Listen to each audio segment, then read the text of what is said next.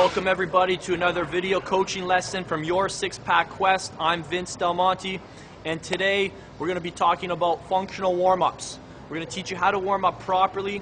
A lot of warm-ups make you weaker before your workouts. They don't prime your nervous system, and they don't get you specifically ready for what you're actually going to do on the gym floor. For example, warming up on a treadmill, on a bike, on elliptical is okay to increase your core temperature, but it's not going to send blood into your hips, into your shoulders, into the actual muscles that you're going to work out on the gym floor. So I'm going to show you a little series of exercises that I do before every one of my workouts in substitution of 5 to 10 minutes on the treadmill.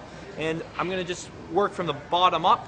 We're going to start off with the calves. Everything we're doing, this is kind of a combination of dynamic flexibility and functional flexibility. And we're going to focus on just moving through a variety of motions. And we're going to just break down any tight muscle tissue. And let me just tell you, this is one of those things you just got to do for yourself. Every person I've put through this warm-up has told me they've had better workouts, they felt safer, they felt more effective. Okay, we're going to get going. We're going to start with the calves, work to the hamstrings, then the hips, then the glutes. Basically taking any static stretch and we're just adding some motion to it. I'm just going to do 3 repetitions to go through this quickly for demonstration purposes, but you can build up to, don't even, just do as many as you need to till you feel loose enough to hit the floor. So, 1.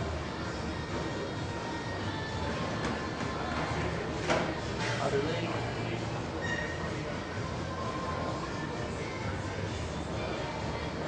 Notice I'm going to watch my left foot. I'm going to put it out here now. Hit a different angle on my calf.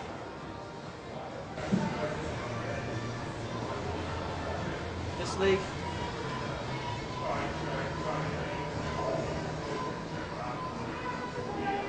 We're going to hit a third angle on our calf. I'm going to just go across my body.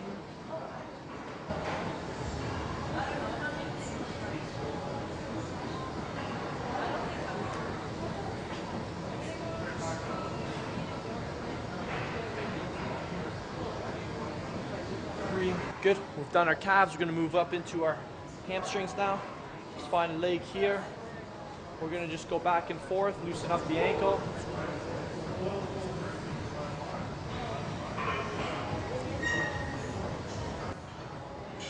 Now what we're going to do is we're going to start leaning into it one at a time, and we're going to move from side to side.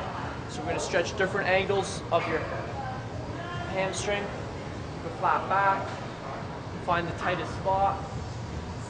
On each one, we're going to take it a little further.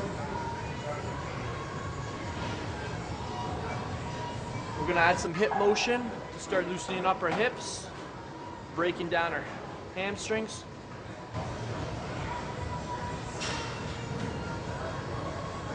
Now, we can even add some trunk crossover, start warming up our trunk. Notice that my ankles go in the opposite direction of my trunk. You want to intensify that, lean into it. If you need to grab onto it, you can lean into it more.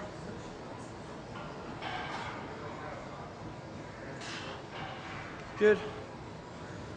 Moving into the next leg. Same thing, just warm up the ankle. Back and forth.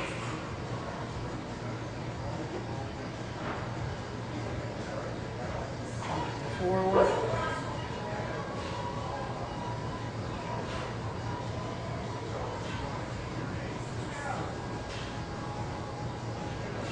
Add some hip motion. You might have people come up to you and ask you if you're doing ballet. Again, just tell them Vinny told you to do this.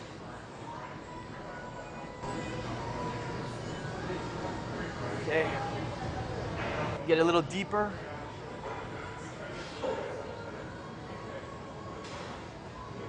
Stretch at different angles on the hamstring. Again, we can add some trunk flexion. Sorry, we can add some trunk rotation.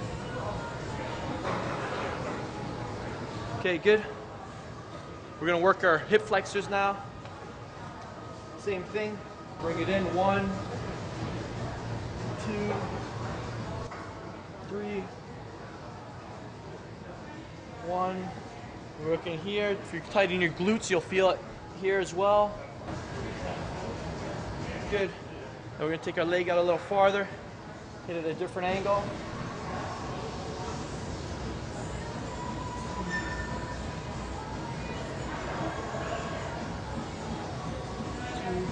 This is really good for priming the nervous system as well. And go across.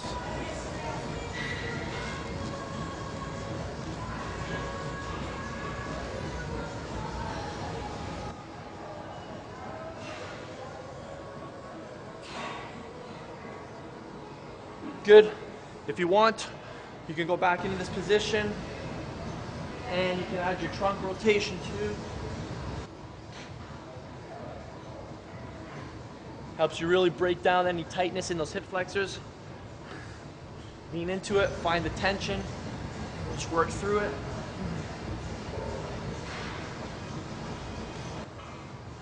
Focus on controlled rhythm. Good.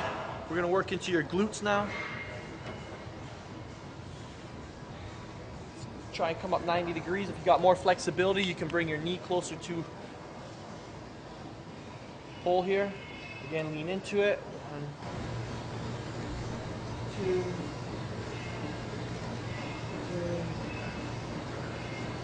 4.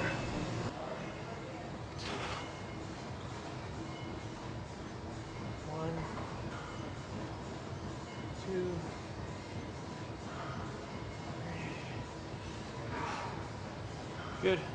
Take it at a little different angle. Work a little deeper now to the glute.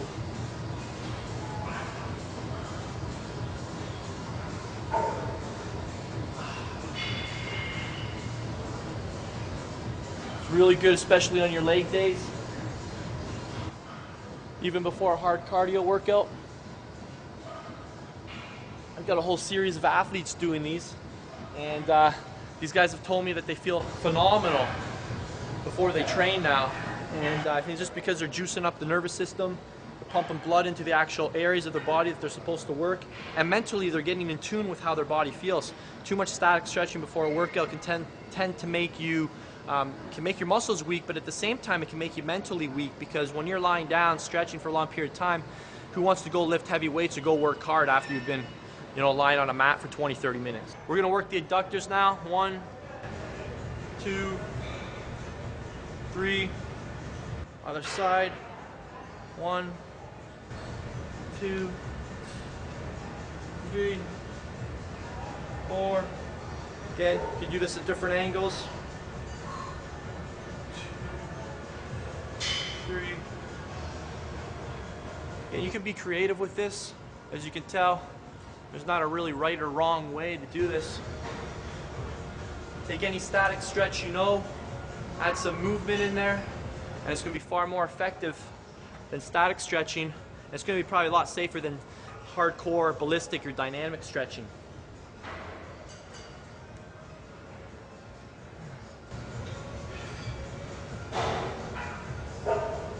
Have 5-10 minutes of this, and you're going to be pretty warm as well. We want to work our quads.